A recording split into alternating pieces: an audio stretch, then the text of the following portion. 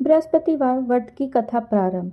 किसी गांव में एक साहूकार रहता था जिसके घर में अन्न वस्त्र और धन किसी की भी कोई कमी नहीं थी, परंतु उसकी स्त्री बहुत ही कृपण थी।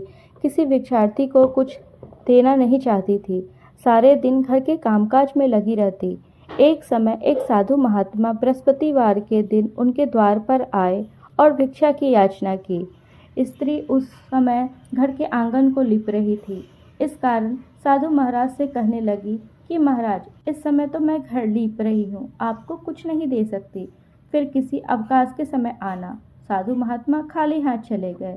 कुछ दिन के पश्चात वही साधु महाराज आए, उसी तरह से भिक्षा मांगी। साहूकारनी उस समय अपने लड़के को खिला रही थी। कहने लगी, महाराज मैं क्या करूँ, अवकाश ही नहीं है, इसलिए आपको भिक्षा नहीं दे सकती। तीसरी बार महात्मा आए तो उसने उन्हें उसी तरह से टालना चाहा, परंतु महाराज जी कहने लगे, यदि तुमको बिल्कुल अवकाश हो जाए तो क्या तुम मुझे भिक्षा दोगी? साहूकारनी कहने लगी, हाँ महाराज, यदि ऐसा हो जाए तो आपकी बड़ी कृपा होगी। साधु महात्मा जी कहने लगे, अच्छा मैं एक उपाय बताता हूँ। तुम बृहस्पतिवार के दिन चढ़ने पर उठो, सारे घर में झाड़ू लगाकर पूरा एक कोने में जमा करके रख दो। घर में चौका इत्यादि मत लगाओ। फिर स्नान आदि करके घर वालों से कह दो उस दिन सब हजामत अवश्य बनवाए। रसोई बनाकर चूल्हे के पीछे रखा करो, सामने कभी न रखो। सायंकाल को अंधेरा होने के बाद दीपक जलाया करो तथा बृहस्पतिवार को पीले वस्त्र मत धारण करो, न पीले रंग की चीज़ों का भोजन करो। यदि ऐसा करोगे तो तुमको घर का कोई काम नहीं करना पड़ेगा। साहूकारनी ने कहा, जी महाराज, और उसने वैसा ही किया। बृहस्पतिवार के दिन चढ़े उठी, झाड़ू लगाकर कूड़े को एक घर में जमा कर दिया। पुरुषों ने हजामत बनवाई, भोजन बना के चूल्हे के पीछे रखा।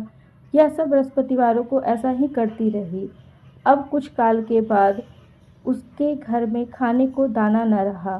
थोड़े दिनों में वही महाराज फिर आए, भिक्षा मांगे, परंतु सेठानी ने कहा, महाराज मेरे घर में खाने को अन्न भी नहीं है, आपको क्या दे सकती हूँ? तब महात्मा ने कहा कि जब तुम्हारे घर में सब कुछ था तब तुम कुछ नहीं देती थी, अब पूरा पूरा अवकाश है तब भी कुछ नहीं दे रही हो, तुम क्या चाहती हो वह कहो।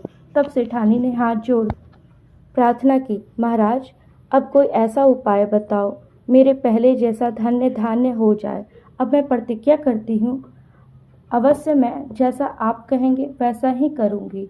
तब महाराज जी ने कहा, बृहस्पतिवार को प्रातःकाल उठकर स्नान आदि से निवृत्त होकर घर को गौ के गोबर से लिपो।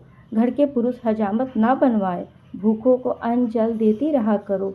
ठीक सायंकाल दीपक जलाओ। यदि ऐसा करोगी तुम्हारी सब मनोकामनाएं भगवान बृहस्पति जी की कृपा से पूर्ण होगी। सेठानी ने ऐसा ही किया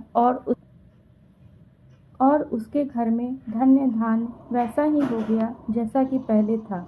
इस प्रकार भगवान बृहस्पति जी की कृपा से अनेक प्रकार के सुख भोग कर दीर्घता तक जीवित रही।